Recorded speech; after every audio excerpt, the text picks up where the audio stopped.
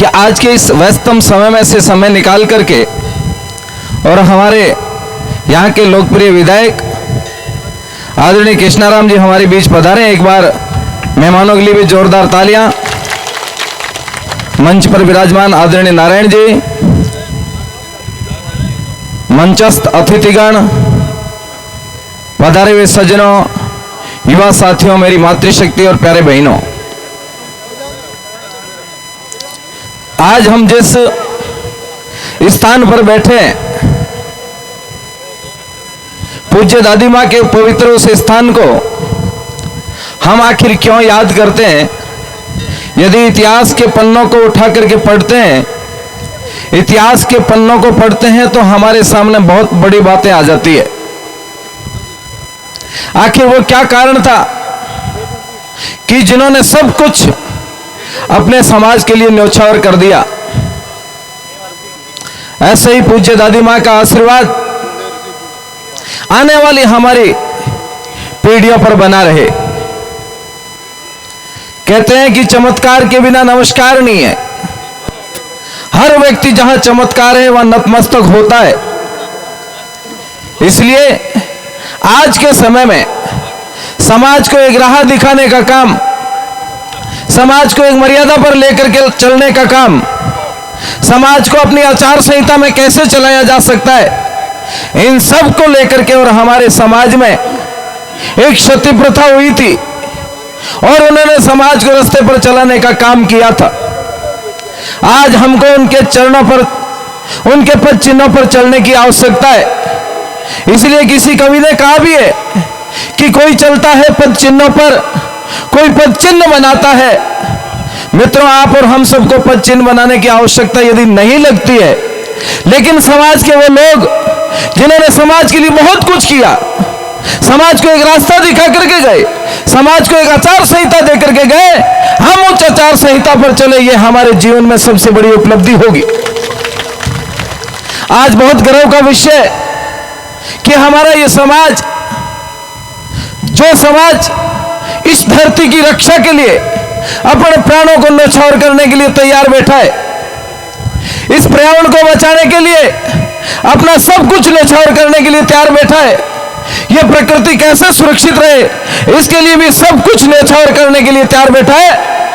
बहुत सारे लोग कहते हैं कि विश्नोई समाज का ऐसा क्या उदाहरण है जो इस समाज के हित में है, पर्यावरण के हित में है, राष्ट्र के हित में है। मैं उनको कहता हूं कि बाकी चीजें सारी इतिहास में पढ़ लेना, लेकिन जब भी विश्नोई समाज बहुत तादाद में बैठा होता है, आप उनके कपड़े देख लेना, यदि सफेद कपड़े पहन करके बैठे, मैं आपको विश्वास, हमारा जो रहन सहन, हमारा जो समाज, हमारा जो खान पान, यह बहुत पवित्र और शुद्ध है। मैं कभी कभी उदाहरण देकर के बताता हूं, और अभी आदरणीय देवेंद्र जी ने भी कहा था कि हमारा समाज प्रगति कर रहा है, उन्नति कर रहा है, आगे बढ़ रहा है, और पूरी दुनिया की निगाह हमारे समाज पर टिकी हुई है कि ये इतनी प्रगति और इतनी तेज गति के साथ आगे कैसे बढ़ रहे हैं। भगवान जामो जी का हमारे ऊपर आशीर्वाद है, इसलिए हम जीवन में आगे प्रगति कर रहे हैं। लेकिन इसके एक पायदान और आगे चलते हैं तो मैं कभी कभी उदाहरण देकर के बताता हूं कि हमारे इस देश में रहने वाले प्राणी मात्र में सर्वाधिक धनाढ्य वर्ग कौन है? सबसे ज्यादा पैसा किसके पास है? सबसे ज्यादा धर्मशालाएं किनकी है? सबसे ज्यादा मंदिर किनके हैं? और सबसे ज्यादा प्रकृति की चिंता करने वाला कौन है? तो एक दूसरे पायदान पर आता है जैन समाज। आपने कभी कल्पना की होगी कि जैन समाज का खान पान कैसा है, उनका रहन सहन कैसा है? मित्रों, वो भी आप और हम जैसे सक्षमता इंसान है, लेकिन उनका रहन सहन और उनका खान पान आप और हम जैसा है, इसलिए वो समाज की बहुत दिन दुनी रात चौगुनी प्रगति करता है। मैं आप सबसे भी आग्रह करना चाहता हूं कि समाज के अंदर कुछ विकृतियां आ ही जाती है। मनुष्य है, मनुष्य कहीं ना कहीं गलती कर लेता है, लेकिन मित्रों, इन गलतियों को छोड़ने का काम कौन करेगा? इन गलतियों के सुधार का काम कौन करेगा? आज हमारी जिस प्रकार सती दादी के मंदिर में आकर के और हम सबका एक वेशभूषा तय हुई है, क्या हम इस वेशभूषा को हमेशा हमेशा के लिए अपने जीवन में पहन सकते हैं क्या? ये छोटी छोटी चीजें, लेकिन हमको सीखने को बहुत कुछ मिलता है। हम जैसा पहनते हैं वैसी आने वाली पीढ़ियां पहनेंगी। हम जैसा बोलते हैं वैसी आने वाली पीढ़ियां बोलेगी, हमारा जैसा व्यवहार है आने वाली पीढ़ियों का व्यवहार वैसा होगा। इसलिए हमको बहुत सारी चीजों पर गहराई से सोचना होगा और सोच करके और उन पर मनन भी करना होगा और चिंतन भी करना होगा और उन पर चलने की आवश्यकता है। हमारे जीवन में कई उतार चढ़ाव आते हैं, व्यक्ति को कभी भी संकट की परिस्थिति में कमजोर नहीं पड़ना चाहिए और अति खुशी के समय में भी व्यक्ति को उस बातों को अपने पूर्वी बातों को भूलना भी नहीं चाहिए कि हम कल क्या थे, आज क्या है, कल क्या बनेंगे और कल क्या बनेंगे उसको लेकर चिंता करने की आवश्यकता नहीं है। आज क्या है उसको कैसे ठीक जी सकते हैं इस पर चिंता करने की आवश्यकता है। मैं कभी कभी नशे की बातों को लेकर के कहता भी हूं कि यह नशा नाम की चीज हमारे बीच में आई कहां से, इस पर और गहराई से सोचने की आवश्यकता है। मैं आपको विश्वास के साथ कहता हूं यह हमारे समाज को कमजोर करने के लिए बहुत सारे लोग पीछे लगे हुए हैं। वो इस समाज को कैसे कमजोर करेंगे, इसलिए समाज के अंदर इस पर धीरे धीरे एक पॉइजन डाला जा रहा है नशे नाम का और समाज को कमजोर करने का काम किया जा रहा है। मैं आप सबसे विनती करता हूं, हाथ जोड़ करके प्रार्थना भी करता हूं कि हम हमारे परिवार से शुरू करें, हम हमारे घर से शुरू करें, हम हमारे आंगन से शुरू करें। मेरा घर स्वच्छ कैसे होगा, मेरा घर सुंदर कैसे होगा, मेरा घर निरोगी कैसा होगा, जिसके घर के अंदर एक भी किसी भी प्रकार की बीमारी नहीं आएगी, इसकी चिंता हमको करनी है और केवल हमारे घर की करनी है। इसलिए कहा भी गया है कि हम सुधरेंगे युग सुधरेगा, इसलिए हमको पहले हमारे घर को सुधारने की आवश्यकता है। मंदिरों पर जाकर के कहीं अन्यत्र सामाजिक कार्यक्रमों में खड़े रह करके कुछ समय के लिए दुनिया के सामने अच्छे बन करके खड़े रहेंगे, लेकिन वहां से प्रस्थान करने के बाद में हमारा मन वापस कमजोर हो जाता है। उस परिस्थिति को हम मजबूत कैसे कर सकते हैं, इस पर चिंता करने की आवश्यकता है। हम समाज की बातों को मजबूत कैसे कर सकते हैं, समाज को कैसे रोक सकते हैं, समाज को आगे कैसे बढ़ाएंगे, समाज की जो बीती हुई घटनाएं समाज को कैसे याद दिलाएंगे, आने वाली पीढ़ियों को हमारा इतिहास कैसे बढ़ाएंगे, इसकी चिंता करने की आवश्यकता है।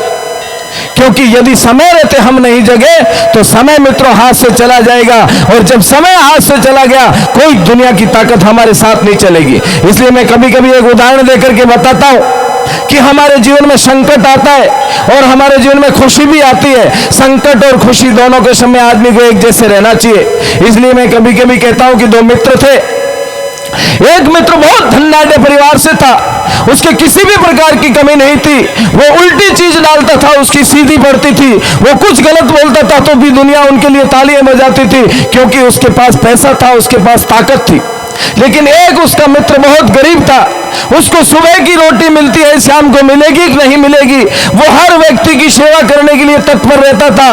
कहीं पर भी किसी भी प्रकार की समस्या होती वो वहां जाकर के खड़ा रहता था। लेकिन जो गरीब था उस पर संकट आ रहे थे। लेकिन कहते हैं कि दोनों मित्र थे, आपस में चर्चा कर रहे थे। उन्होंने कहा कि मैं सेवा करता हूं, किसी भी संकट की परिस्थिति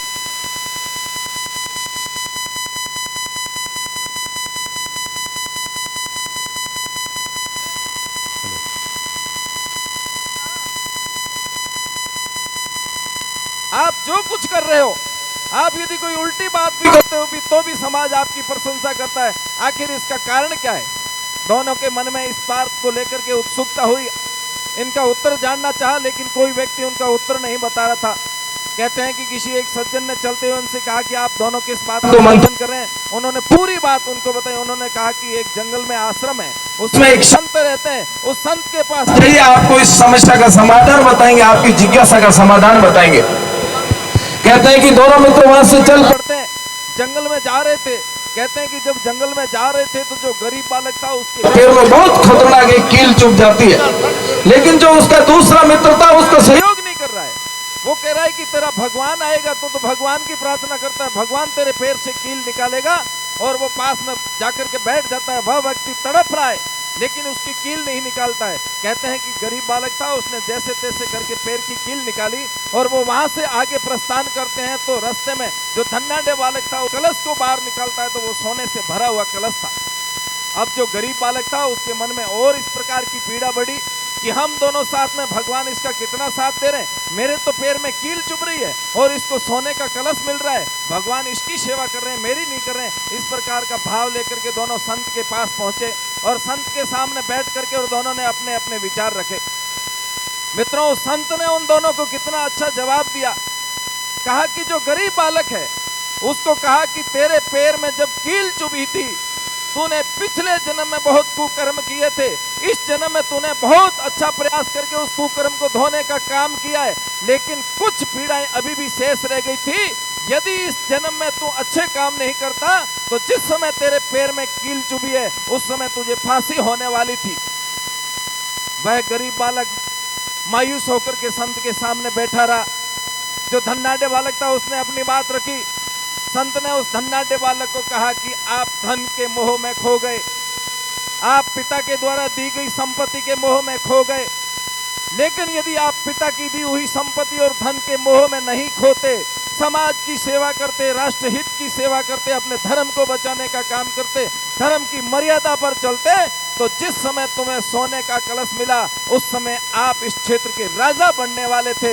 लेकिन तेरे इस जन्म के कुकर्म के कारण और तेरी इस जन्म की तानाशाही के कारण आज केवल एक सोने का कलश मिला है, तुझे और कुछ नहीं मिलेगा। मित्रों, व्यक्ति का जीवन कब बदलता है ये पता नहीं चलता है। हमारे मन में कई बार आता भी होगा कि मैं देवी शक्ति की पूजा करता हूँ, प्रार्थना करता हूँ, फिर भी देवी मेरा भला नहीं करती है। मैं आप सबको आश्वस्त करता हूँ कि चिंता करने की आवश्यकता नहीं है। हो सकता है हमारे 7 जन्मों का कर्म हमको आज कहीं न कहीं नड़ रहा होगा, अटक रहा होगा। हो सकता है देवी शक्ति के आशीर्वाद से हम 7 जन्मों का पाप धो रहे हैं, इसलिए हमारे ऊपर संकट आया होगा। हम उस संकट में धैर्य बना करके आगे चले, आपको देवी शक्ति हमेशा हमेशा के लिए सफल कर देगी। इसलिए धैर्य रखना जीवन में बहुत जरूरी है। बिना धैर्य के हमारे जीवन में हम कुछ नहीं कर पाएंगे। सज्जनों, आज जो कलश स्थापना का कार्यक्रम है, समाज के द्वारा जो भामाशाह तय किए गए, एक गोत्र जो मिल करके और इतना दिव्य और भव्य सतीदादी का मंदिर बना करके हम सबके सामने एक दिव्य स्वरूप में खड़ा किया है। मैं इसमें काम करने वाले सभी भामाशाहों और जो कार्यकर्ता हमारे लगे थे इस मंदिर को बनाने के लिए, उन सबका आभार व्यक्त करता हूं और नतमस्तक होकर के प्रणाम करता हूं। आपकी वो शक्ति, आपका वो जुनून, आपका जो विश्वास आज इस दिव्य और भव्य रूप में हमारी आंखों के सामने खड़ा है। पैसा बहुत सारे लोगों के पास हो सकता है, धन बहुत सारे लोगों के पास हो सकता है, लेकिन समय बहुत कम लोगों के पास होता है। यदि आज किसी एक व्यक्ति को खड़ा करके पूछा जाए कि एक दिन और रुकिए, आपका उत्तर होगा कि मेरे पास समय नहीं है। लेकिन आप उन लोगों के लिए सोचना जिन्होंने यहाँ खड़े रहकर ये दिव्य दरबार खड़ा किया है। मैं आज पधारे हुए तमाम समाज के बंधुओं से निवेदन करता हूं, मातृशक्ति से निवेदन करता हूं कि एक बार उन शख्सियत के लिए भी ताली बजा दीजिए जिन्होंने दिव्य दरबार हमारी आंखों के सामने खड़ा किया है। हमारे बीच में इतने मेहमान पधारे, ये एक गोत्र का कार्यक्रम होने के बाद भी समाज के तमाम बंधु हमारे बीच पधारे। मैं आप सबका आभार व्यक्त करते हुए मैं मेरी बात को विराम देता हूँ। बोलिए गुरु जम्बेश्वर भगवान की। क्या बात, बहुत बहुत आभार। मैं चाहूंगा एक बार पुरजोर तालियों के माध्यम से परमादरणीय श्रीमान अनंत कुमार जी का